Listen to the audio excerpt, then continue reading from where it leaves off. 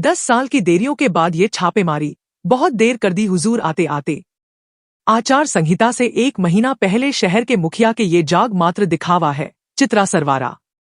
आज हरियाणा कांग्रेस की नेत्री चित्रा सरवारा ने हरियाणा मांगे हिसाब के तहत गांव बाड़ा में नगर परिषद में हरियाणा के पूर्व गृह मंत्री अनिल विज की छापेमारी पर कटाक्ष करते हुए कहा कि हुजूर बहुत देर कर दी आते आते। उन्होंने कहा कि जब नगर परिषद में चल भ्रष्टाचार को लेकर अनेकों बार विपक्ष के लोगों द्वारा आवाज उठाई जाती रही तब कहां थे पूर्व मंत्री जी। उन्होंने कहा कि आज आचार संहिता लागू होने से लगभग 1 महीना पहले नगर परिषद में छापामारी करके अनिल विज जी क्या दर्शाना चाहते हैं। उन्होंने कहा उनके द्वारा अनेकों बार समय समय पर छावनी में पूर्व मंत्री जी की नाक के नीचे चल रहे सड़कों के भ्रष्टाचार को लेकर आवाज उठाई गई। करोड़ों रुपए लगने के बाद आज भी सड़कें टूटी पड़ी है।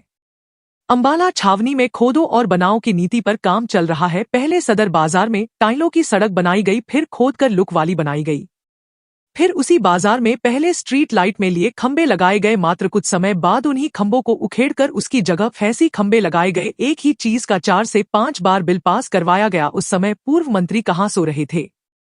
आज अंबाला छावनी का हर प्रोजेक्ट चीख चीख कर बोल रहा है कि मुझे बनाने में भी भ्रष्टाचार हुआ है।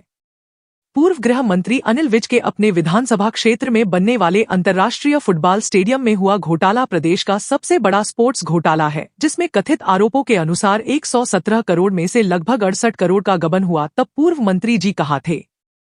चित्रा ने कहा कि अंबाला छावनी में प्रॉपर्टी की रजिस्ट्रियां सालों से बंद पड़ी है। 10 साल सरकार में राज करने वाले पूर्व मंत्री जवाब दे कि किस कायदे और कानून के अंतर्गत ये रजिस्ट्रियां बंद पड़ी है।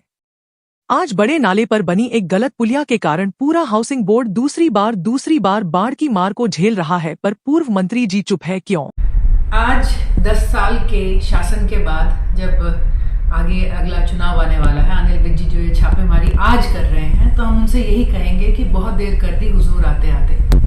10 साल हो चुके और 10 सालों में उन वीडियोस में खुद ही सुना जा सकता है कि 450 के करीब पेंडिंग मैटर्स फाइलें वहां पर पड़ी हुई हैं।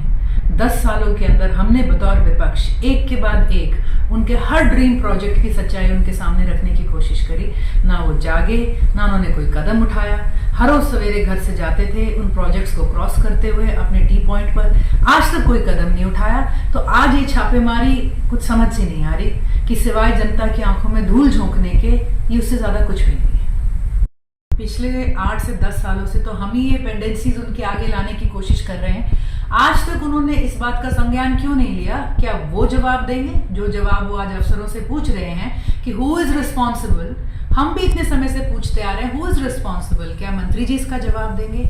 ये क्या हो रहा है उनके शब्दों में ही हम भी यही पूछते आए हैं। स्टेडियम में क्या हो रहा है, शहीदी स्मारक में क्या हो रहा है, बैंक स्क्वायर में क्या हो रहा है, सड़कों में क्या हो रहा है, खड्डों में क्या हो रहा है, सीवरेज में क्या हो रहा है, हम भी पूछते आ रहे हैं मंत्री जी से। उन्होंने आज तक तो कोई जवाब दिया नहीं।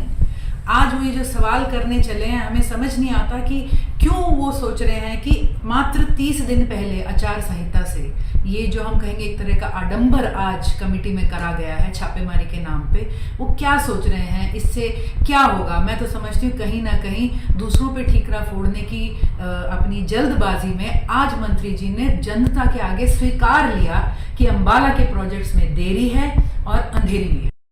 हम कहेंगे मंत्री जी टू लिटिल टू लेट। अब तो जनता जो है ना आपके ऊपर और आपकी सरकार पे ताला लगाने वाली है। अब साफ हो चुका है, ना आपने ना आपकी भाजपा सरकार ने कोई भी काम किया है और मात्र 2 महीने बाद आपको ये ताला नजर भी आता है।